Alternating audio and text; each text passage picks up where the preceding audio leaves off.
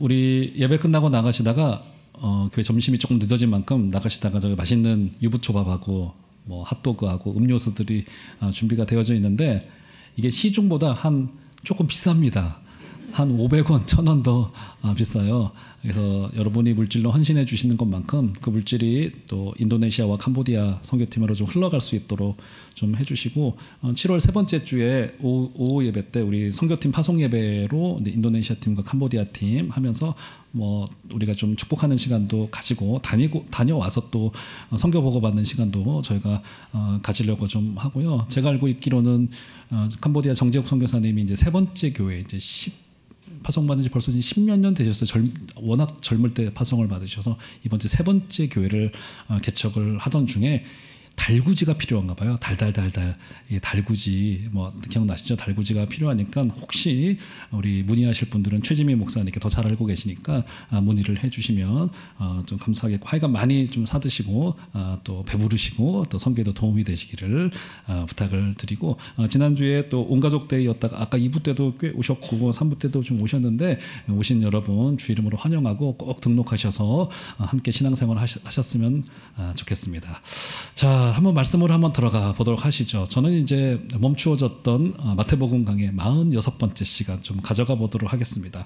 자, 오늘 읽었던 이 본문은요. 두 개의 사건이 이렇게 꽈배기처럼 꼬아져 있는 사건입니다. 벌써 3주 전이긴 하지만 좀 기억을 되살려 볼까요? 어떤 사건이 있었죠? 우리 주님께서 레위 마태 그의 직업은 세리였습니다. 그를 부르러 그의 집으로까지 찾아가셨습니다. 그리고는 레위 마태가 주님과의 만남의 감격을 통하여서 주님을 따르는 제자가 되기로 결심하게 됩니다. 그래서 주님을 집으로 초청을 한 거예요. 그때 그의 동료였던 여러 세리들, 죄인들이 그 식사의 자리로 초대받았던 것 같습니다. 그 식사의 자리가 시끌벅적했던 것 같아요. 주님도 너무 기쁘셨고 주님도 또 다른 제자를 측근으로 부르신 것에 대하여서 너무나도 기쁜 마음을 가지시고 주님께서도 음식을 나누시면서 처음 보는 사람들이었지만 그 세리들과 함께 시끌벅적하게 식탁의 자리를 나누고 있었던 상황이었던 것 같아요. 그때 누군가 찾아오게 되죠. 아직은 영적으로 깨어있지 못했던 세례 요한의 제자들과 바리새인들의 제자들이 그 자리에 찾아오면서 어떤 점을 힐난합니까? 아니 우리들은 유대인의 정통을 따라서 때가 되면 금식하는데 어찌 당신의 제자들은 조금 다른 것 같습니다. 이렇게 지금 마치 식사의 자리에서 지금 찬물을 끼얹는 듯한 이제 힐난을 하게 됩니다. 그때 우리 주님께서는 결국 그래서 당신이 하고 있는 이 복음 운동이라고 하는 것 속에 굉장히 담겨져 있는 굉장히 중요한 한 가지의 중대한 가치 중에 하나가 바로 이것은 일종의 축제요. 기독교 복음에서 기쁨을 제외하고는 그 어떤 것도 설명될 수 없다. 제가 그런 사례를 설교 중에 들었던 기억이 나요. 그래서 미국의 플러신 학교 같은 경우는 마지막 학기 때 1년 동안 그 신학생들의 1년간의 삶을 교수와 함께 쭉 추적을 합니다. 쭉 추적을 하고요. 그 학생을 이것저것에 이렇게 보내기도 해요. 뭐 정신과로 모든 사람 다 보냅니다. 다 보내서 그 사람의 이제 인생의 건강도를 쭉 확인을 하고 교수가 정기적인 만남을 해요. 근데 교수가 정기적인 만남을 하다가 지금은 은퇴를 하셨지만 한국이 배출한 정말 대신학자 중에 한 분이시죠. 김세현 박사님이 저에게 직접 하시는 말씀이 자기가 한 학생을 1년 동안 쭉 추적을 했는데 공부도 잘해, 탁월해, 집안도 믿는 집안 다 좋아요. 그런데 그 신학생 안에 예수를 만난 자의 희열과 기쁨이 실종되어져 있어요. 그러면 소명을 제고해 보라고 권한다고 합니다. 소명을. 목사가 기뻐하지 못하는데 목사가 복음으로 인하여서 정말 희열을 느끼지 못하는데 어떻게 성도들에게 희열을 전할 수 있겠는가 하면서 소명을 제고해 보라고 할 정도로 그 기쁨, 그 희열은 굉장히 중요한 가치예요. 우리 주님께서는 이 바리새인의 제자들과 논쟁을 통하여서 바로 그 점을 가르치셨던 거예요. 기쁨과 그 희열, 복음만이 줄 수 있는 놀라운 기쁨이 이 우리 기독교 복음 속에 담겨져 있는 굉장히 중대한 가치다라고 하는 것을 주님께서 가르치시고 있던 바로 그때였습니다. 한번 볼까요? 말씀이 굉장히 생생한데요. 18절 보시겠어요? 18절. 자, 18절. 한번 다 같이 한번 18절 한 소리로 좀 읽어보도록 하겠습니다. 시작. 예수께서 이 말씀을 하실 때 한 관리가 와서 절하며 이르되 내 딸이 방금 죽었사오나 오셔서 그 몸에 손을 얹어주소서 그러면 살아나겠나이다 하니. 여러분 저 그림을 한번 머릿속에 두시고 상상을 좀 해보세요. 이렇게 막 치열한 논쟁이 양편으로 막 진행되고 있었던 그 한중간이었었습니다. 주님께서 그 금식에 대한 진정한 가치를 가르치시려고, 게다가 마지막 절 13절을 보시면 이런 이야기를 하고 계셨던, 17절에 뭐 이런 이야기를 하셨던 중이었어요. 새 포도주를 낡은 가죽불에 넣지 아니하나니 그렇게 하면 부대가 터져 포도주도 쏟아지고 부대도 버리게 됩니다. 새 포도주는 새 부대에 넣어야 될 것이나 라고 하는 주님의 막 주옥과도 같은 그 설교가 한참 진행되고 있던 그 와중에 18절 다시 보시면 예수께서 그 말씀을 하실 때 갑작스레, 오늘 마태복음은 이름을 밝혀놓고 있지만 한 관리가 주님께 찾아와서 갑자기 절합니다. 얼마나 황당스러운 상황이었겠습니까? 그죠? 지금 막 치열하게 금식에 관한 논쟁을 통하여서 우리 주님께서는 새 포도주는 새 부대에 담아야 된다라고 하는 정말 하늘의 말씀을 전하시고 있던 그 한중간에 갑작스럽게 지금 해프닝 하나가 벌어진 거예요. 한 사람이 와서 주님의 말씀 앞에, 주님의 그 식탁 앞에 배를 깔아요. 주님께 절합니다. 그죠? 자, 이 사람을 일단 18절 다시 보시면 이 사람은 어떤 사람이라고 평하고 있습니까? 한 관리였대요. 한 관리였고요. 자, 우리는 이제 누가복음과 마가복음을 통하여서 이 사람이 누군지, 또 이 사람의 직업이 무엇인지를 이미 우리는 알고 있죠. 이 사람이 누굽니까, 여러분? 그죠? 바로 회당장 야이로라고 하는 사람이에요. 마가복음 5장에 보면 이제 그 사람에 관한 기록이, 이 사건이 이제 20절을 할애하여서 굉장히 길고 자세하게, 마태복음보다 이 마가는 이 치유 사건을 훨씬 더 이렇게 길고 자세하게, 마가복음 자체는 마태복음보다는 짧지만 치유 사건은 더 길게 기록을 해 놓았어요.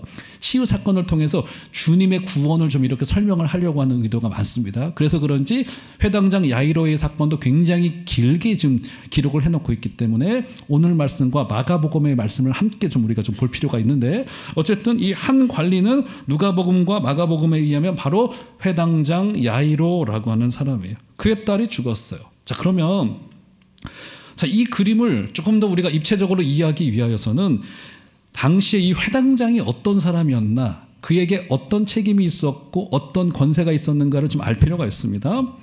이 회당장은요, 결론으로 말하면 그 사회에서 가장 검증된 사람을 세웁니다.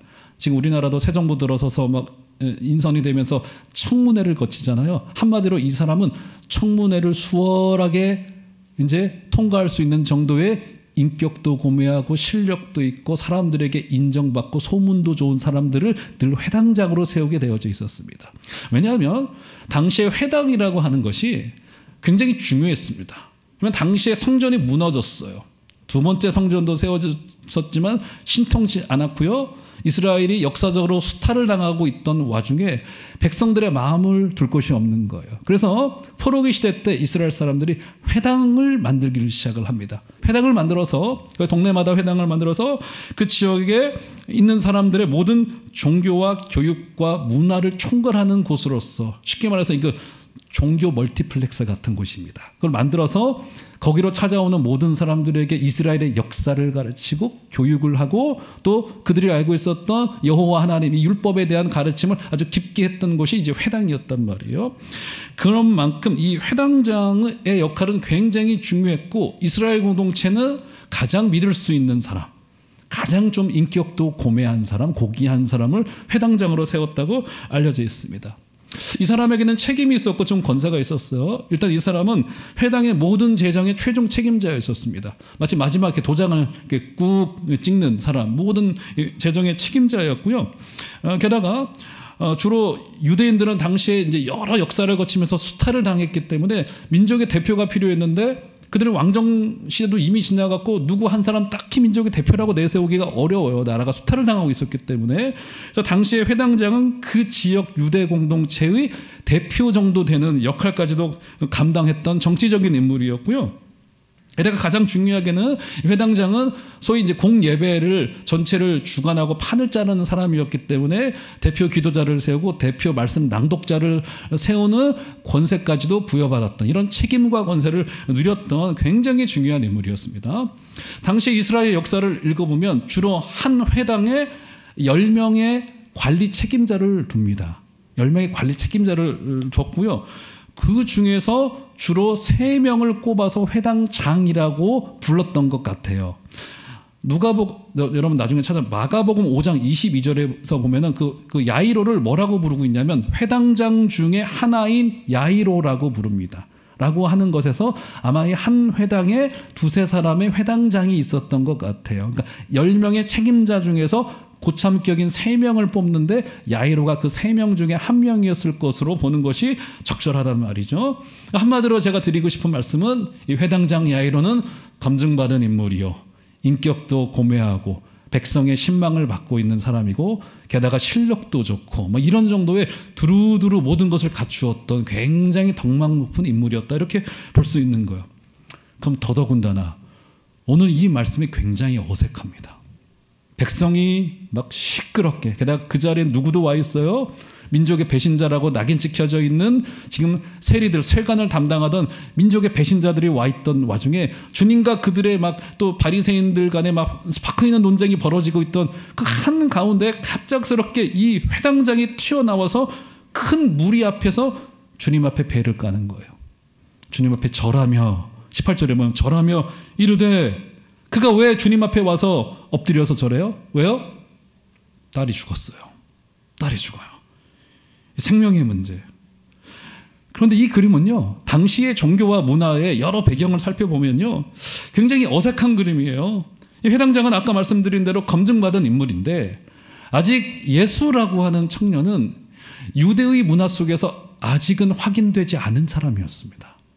지금 주님의 공생의 초기였고요, 굉장히 논란도 많은 인물이고요. 그러니까 지금 야이로의 그 회당장으로서의 그 위치, 그리고 예수의 운동이 워낙에 거세게 불고 있었기 때문에 예수님에 대한 안 좋은 소문도 뒷담화도 굉장히 이제 여러 군데서 깊게 지금 퍼져가고 있었을 거예요.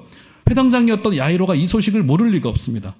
예수에 대한 이상한 소문, 그리고 예수를 적대시하는 정치적인 음모가 스물스물 피어오르고 있다는 사실을 모를 리 없는 이 회당장이었던 이 야이로가 논쟁이 일고 수많은 눈길이 있던 그 와중에 주님에게 가서 엎드리는 거예요. 엎드리는 겁니다. 왜 엎드렸습니까? 딸이 죽어서. 딸이 죽을 위기에 놓였습니다. 지금 자신의 생명보다 더 귀한 자신의 피부친 이 딸이 죽어갈 그 마음을 부여안고 부정을 가지고 그 자신의 생명의 주관자가 될 수 있을지도 모른다는 그 예수 앞에 가서 인생의 모든 것을 다 뒤로 한 채 그는 엎드린 거예요.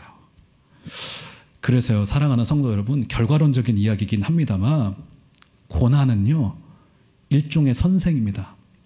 일종의 교사예요. 고난이 딱 닥쳐오면요, 우리가 고난을 찾아다닐 필요는 전혀 없죠. 그런데 하나님께서 우리에게 고난을 허용하시고 하나님께서 우리에게 그 고난의 자리로 때로는 우리를 인도하실 때 그 고난이 주고 있는 굉장히 중대한 유익 중에 하나가 뭐냐면 중요한 것과 중요하지 않은 것, 본질적인 것과 본질적이지 않은 것을 단박에 구별해낼 수 있는 눈을 우리에게 줍니다. 대표적인 사례 들어볼까요? 제가 여러 차례 말씀드리잖아요. 집안에 불 났어요. 갑자기 자다가 새벽에 막 불이 났어요. 엄마 아빠가 먼저 눈을 떴어요. 제일 먼저 뭘 해야 됩니까? 뭘 해야 돼요? 뭐 가지고 나와야 돼요? 자식들 들쳐갖고 나와야죠. 지난주에 샀던 100인치 텔레비전, 저 삼성 AI TV인데 저거 이 생각 하겠습니까, 여러분? 진짜 중요한 것과 본질적인 것, 그리고 그렇지 않은 것이 무엇인지를 딱 불이 나면 딱 알게 된단 말이에요. 고난은 우리에게 선생의 역할을 한단 말이죠. 한번 상상을 해보세요. 이 야이로도 마찬가지입니다. 회당장에 올라갈 때까지 그가 얼마나 치열한 삶을 살아냈을까요? 그죠? 굉장히 자기 관리에 철저했던 인물이었을 것이고요. 인간관계를 잘했을 것이고요.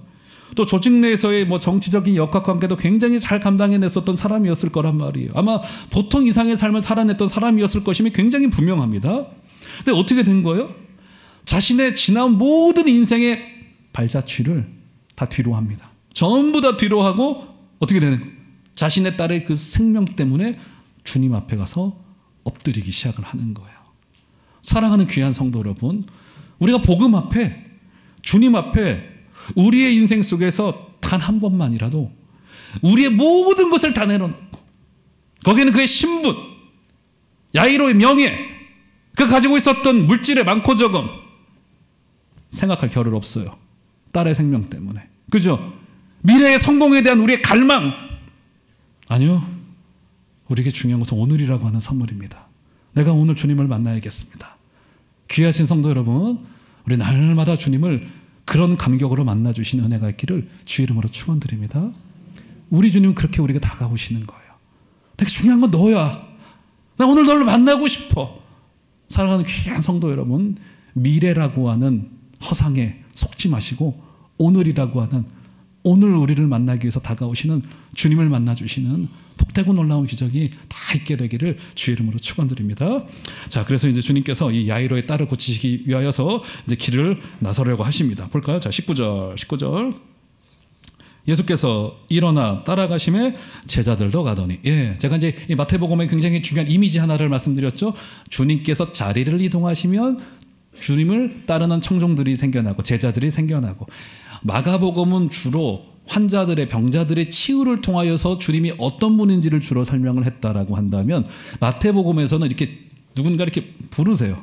그래서 주님이 때로는 어딘가 이렇게 이동을 하십니다. 그리고는 그 길을 누군가는 따라오고 누군가는 멈추게 되고, 뭐 이런 것들의 그림을 통하여서 신앙이라고 하는 것이 그저 이 믿음이라고 하는 것이 어떤 종류의 그 감정이 아니라 주님이 가신 길을 우리도 그대로 따라가는 것을 신앙이라고 한다. 그래서 믿는 자는 곧 제자들이라고 하는 것을 마태가 그렇게 설명을 좀 하고 싶었던 거예요. 그래서 여기서도 그 그림이 등장하죠. 이 그림은 마태만 기록을 하고 있어요. 예수께서 일어나 따라가심에 제자들도 가더니라고 하는 이제 기록이 등장을 하면서, 자, 그것은 다음에 또 설명하기로 하고, 자, 그래서 주님께서는 이제 여러 사람들과 함께 하나의 행렬을 만들어서, 큰 무리를 만들어서 저 고위 관리였던 이 야이로의 집에 가려고 길을 가던 그 한 중간에 어떤 일이 벌어집니까, 여러분? 갑자기 누군가 뒤로 슬쩍 와서 주님의 뒤 옷자락을 만집니다. 그 옷자락을 만져요. 슬쩍 와서. 여러분, 그 그림을 상상을 해보세요. 제가 3주 전에 말씀드렸지만 얼마나 이 여인의 삶이 쓸쓸합니까? 너무 저는 그 마음이 앞으로 가지도 못하고요, 옆으로 오지도 못해요. 이렇게 자락을 만진 것도 아니고 주님의 뒤로 와서 주님의 뒷 옷자락을 슬쩍 만져요. 주님께서 단박에 아셨습니다. 그리고는 가던 행렬을 거서 멈춰 세우세요. 그리고는 주님께서 뒤를 돌아서 제자들에게 물어봅니다. 누가 내 옷자락에 손을 대었느냐 하니까 제자들이 반문을 해요. 아, 주님 무슨 말씀하세요? 지금 이 사람들이 이렇게 밀고 지금 치고 밀고 하던 중에 뭐 여러 사람들이 주님의 지금 옷자락에 손을 만졌는데 무슨 말씀을 하시는 겁니까? 주님이 아니야, 누가 만졌어. 주님 다 알고 계신 거죠. 그리고는 행렬 앞에 이 여인을 세웁니다. 왜냐하면 혈루증이라고 하는 것이 그때 당시에는 사회적인 질병에 가까웠어요. 혈루증에 걸리면 여자는 그냥 낙인 찍히는 겁니다. 게다가 안 좋은 직업을 가지고 있었다라고 하는 전제를 사람들이 늘 생각하기 때문에 그 여인은 낙인 찍혀 살아내는 거예요. 여인을 일부러 공중 앞에 주님께서 세우십니다. 오늘 이 야이로의 딸의 치유와는 완전히 달라요. 그리고는 그 여인을 고치시고, 자, 볼까요? 22절, 본문 22절 볼까요? 지난번에 봤지만 22절 보시면 예수께서 돌이켜 그를 보시며 이르시되 딸아 안심하라, 내 믿음이 너를 구원하였다 하시니 여자가 그 즉시 구원을 받으니라. 할렐루야. 어떻게 된 거예요? 우리 주님께서 뒤를 돌아보시고는, 자신의 옷자락을 뒤에서 만졌으니까 뒤를 돌아보시고는 주님이 그 여인을 향한 첫 마디가 뭐였다고요? 딸아. 원문에는 내 딸아 이렇게 돼요. 내 딸아, 내 딸아. 이 혈루증 걸린 여인은요, 가족에게 버림받았을 거예요. 혈루증이 그랬습니다. 그죠? 공동체로부터 전부 다 배제당한 여인이었어요. 누가 그 여인을 향해서 누가 내 딸아 누가 불러줬겠어요? 그 여인의 누군가로부터 들린 그를 향한 인격적인 첫 마디가 내 딸아. 이게 주님의 우리를 향한 마음이에요. 내 거사, 내 아들아, 넌 내 소유야, 넌 나의 것이야. 그죠? 주님의 그 말씀을 듣는 그 순간 그 여인의 병이 고침받고 주님께서 어떻게 말씀하십니까? 내 믿음이 너를 구원하였다 하시니 여자가 그 즉시 구원을 받으니라. 그죠? 다음 주에도 등장하게 될 겁니다. 다음 주에 두 소경과 이제 벙어리 귀신 들린 사람을 고치시는 장면이 등장을 하는데, 이 마태복음에서는 우리 주님께서는 병을 고치실 때마다 뭐라고 칭찬을 하시냐면, 야, 그거 네 믿음이 너를 구원한 거예요. 이제 오늘이 대표적인 겁니다. 네 믿음이 너를 구원한 거야 라고 주님께서 그의 믿음을 칭찬해 주세요. 제가 3주 전에 설교 드렸죠. 이 여인이 가지고 있었던 혈루증을 앓고 있었던 여인의 이 믿음이라고 하는 정체는요, 너무 연약한 믿음이었고요. 당시에 여러 잘못된 종교의 흔적이 묻어 있었던, 사실은 아직은 너무 부족하고 연약한 믿음이었습니다. 아직은 온전치 못한 믿음이었었어요. 근데 주님께서는 그녀의 믿음을 뭐라고 평가하십니까? 구원받을 믿음, 고침받을 믿음이라고 평가하세요. 주님의 어떤 마음과 어떤 의도가 담겨져 있는 걸까요? 제가 여기에서 3부 때 설명드렸는지 모르겠습니다만 3부 때 그 말씀 드렸나요? 우리가 아이 돌 때쯤 돼가지고 아이가 일어서가지고 한 발을 뛴단 말이에요. 그렇지 않았습니까? 그때 막 기억은 잘 안 나시겠지만 엄마들 막 기뻐하고 막 축제를 벌이고, 네가 걸었다고 하면서 떼는 첫 마디가 뭐예요? 그 아이를 향해서 아우 너 잘했다, 너 정말 수고했어, 네가 다 한 거야, 너 너무 잘했어. 근데 누가 수고했어요? 엄마가 죽도록 1년 동안 키워내면서 밤새 가면서 아이 젖 먹이고 키워낸 거 아니겠습니까? 근데 부모는 아이한테 네가 잘한 거야, 이거 너가 한 거야. 주님이 지금 그렇게 말씀하시는 거란 말이에요. 지금 네 믿음이 너를 구원한 거야. 여인이 이렇게 고침을 받았습니다. 이렇게 가던 행렬이 멈추어지고 말았던 거예요. 자, 그런데 이렇게 감격스러운 이야기가 사건이 진행되고 있던 와중에 우리가 잊고 있는 것 한 가지가 있죠. 원래 이 행렬이 누구를 위한 행렬이었습니까?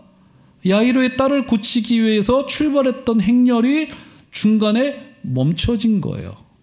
우리가 그래서 이 사건을 너무 은혜롭게만 읽지 말고, 우리가 야이로가 돼봐서 한번 상상을 좀 해봤으면 좋겠어요. 이 한 관리가 되어서 좀 상상을 해봤으면 좋겠어요. 갑자기 어떤 여인이 튀어나와서 주님의 옷자락을 만지더니 행렬이 멈춰져요. 그리고는 주님께서 그 자리에서 꽤 오래 서 계시면서 이 여인을 공중 앞에 세우셔서 여인을 고쳐내시고 여인의 믿음과 사회적인 지위를 회복시키는 과정까지 하셨단 말이에요. 시간이 얼마나 걸렸을지는 모르겠어요. 그런데 아주 짧은 시간은 아니었을 겁니다. 그러죠? 아마 이 야이로에게는 두 가지의 마음이 들었을 것 같아요. 분명히 주님 옆에 있었을 텐데 12의 혈루증 앓는 여인을 고치시는 것을 보고는 되겠구나, 내 딸도 고침받겠구나, 내 딸도 살아나겠구나 라고 하는 소망이 한편으로는 찾아왔는데, 주님이 고치시고 대화가 길어져요. 어떤 마음이 생겨났겠습니까? 속에서 막 열불이, 목사님 아니 예수님 빨리 가셔야죠.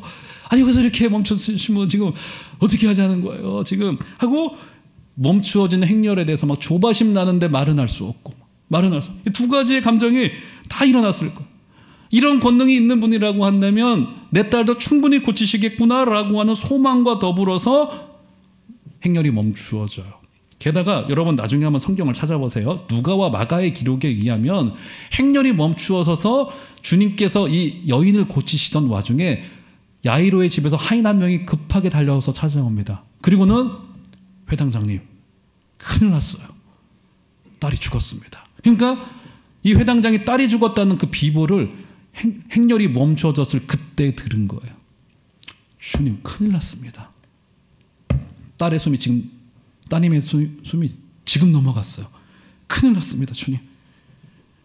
지금 행렬이 지연되면서 문제가 발생한 거예요. 그럼 도대체 왜 주님께서는, 물론 이 행렬을 멈추어서고 지연이 된 것은 첫 번째는 12의 혈루증을 앓던 이 여인을 고치시기 위한 목적, 그 첫 번째의 것과 더불어서 분명히 이 지연은 야이로를 위한 멈춤이기도 할 거예요. 그러면 도대체 주님께서 왜 멈췄냐는 거예요. 도대체 빨리 가서 고쳐주면 될 것을 우리 주님께서는 지체하셔서 결국 야이로의 딸이 사망하게 되어지는 사건이 여기에서 벌어지게 되고 만 거란 말이죠. 여러분 어떻게 생각하십니까? 이 모순과도 같은 현장을 여러분 어떻게 이해하시겠어요? 그러니까 아마 야이로는 이런 생각이 들었을 거예요. 그래 이제 내 딸도 살아날 수 있겠구나라고 하는 소망과 더불어서, 하지만 비보와 절망의 소식이 소망이 일어나고 있던 와중에 같이 찾아오게 되어져. 회장님, 회당장님, 따님 사망했습니다. 도대체 어떻게 이해해야 될까요? 그런데 우리도 이런 경험을 꽤나 합니다. 꽤나 하죠. 믿음의 은혜를 누려요. 막 설교의 은혜를 누리기도 하고, 막 교회에서 기도하다가 보면은 그래, 할 수 있겠다. 나가보자. 기도하면 돼. 주님께서 하실 거야. 라고 하는 믿음이 찾아오기도 합니다. 막 믿겠다는 결심도 하고, 막 순종하겠다라고 하는 막 결심도 한단 말이죠. 근데 문제는 뭐예요? 예배당 밖을 나가서 세상으로 발을 떼는 순간 우리가 처한 현실이 너무너무 어두워요. 너무너무 지긋지긋해요. 믿음이라는 것과 처한 현실의 이 거리가 너무 먼 거예요. 너무. 제가 어제 저녁 때 가족들하고 식사를 하는데 둘째 딸이 20살이 돼서 그러니까 한 학기 보내는데 너무 바빠요. 얼굴을 볼 수가 없어요. 고3 때보다 더 바빠요. 얼굴을 볼 수가 없어가지고 뭐 이렇게 속으로 바쁘게 사는지 서운하기도 하고 솔직히 좀 그러더라고요. 그러면서 제가 잘난 척 한마디를 했습니다. 제가 제 20살들을 떠올리면서 꼰대 같은 이야기 한마디 했습니다. 야, 아빠는 말이야 20살 때 교회하고 기도밖에 몰랐어. 이렇게. 진짜입니다, 여러분. 저는 공부도 중요하지 않았고요. 정말 저는 교회 매일 출근 교육자처럼 매일 20살짜리가 뭘 잘났다고 매일 교회 와가지고 맨날 교회에 살았습니다. 막 그랬었어요. 막 이런 잘난 척을 했죠. 그 얘기하고서 제가 어제 저녁 때 교회 와서 설교 준비하는데 가만히 제가 했던 이야기를 되돌아서 오늘 말씀을 묵상을 해보니까 사실이거든요. 저 진짜 그때의 은혜로 지금까지 살아오는 것 같아요. 정말 교회하고 기도밖에 몰랐어요. 세상 중요한 거 아무것도 없었습니다. 아무것도 없었어요. 내가 왜 그랬지? 이런 생각이 들면서 물론 하나님이 주신 은혜였고 그것은 나쁜 것은 아닙니다만 약간의 도피성이 없지 않아 있었어요. 현실이 너무 지긋지긋한 거예요. 마주하고 싶지 않아. 믿음으로만 숨고 싶어. 뭐 숨는 게 나쁜 것은 아니죠. 근데 믿음과 현실이 너무 괴리가 되어져 있는 거예요. 믿음이 현실을 좀 주관하고 역사해야 되는데 여긴 피하고만 싶은 거예요. 지금 다 이 상황이 돼버리고 만 거예요. 지금 딱 돼버리고 만 거란 말이죠. 그죠? 자, 그럼 어떻게 해야 될까요, 도대체?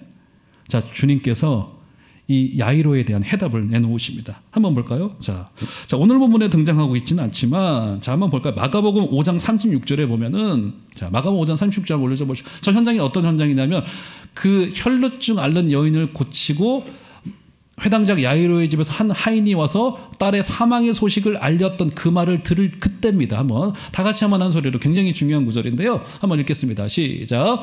예수께서 그 하는 말을 곁에서 들으시고 회당장에게 이르시되 두려워하지 말고 믿기만 하라. 할렐루야. 두려워하지 말고 믿기만 하라. 어떤 소리를 들을 때요? 와서 죽음의 소식을 전할 때. 다시 한번 보시겠어요? 5장 36절 보시면 예수께서 그 하는 말을 어떻게 했다고요? 곁에서 들으셨대요. 근데 저 말은요, 여러 가지 의미를 가지고 있는데 좀 더 정확히 번역을 하자면 주님께서 그들의 말을 반박하시고 라고 하는 뜻입니다. 곁에서 들으시고는요, 반박하시고 거부하시고 거절하시고라고 하는 뜻이에요. 주님은 그 소식을 어떻게 하셨어요? 거절하셨어요. 거부하셨습니다. 반박하십니다.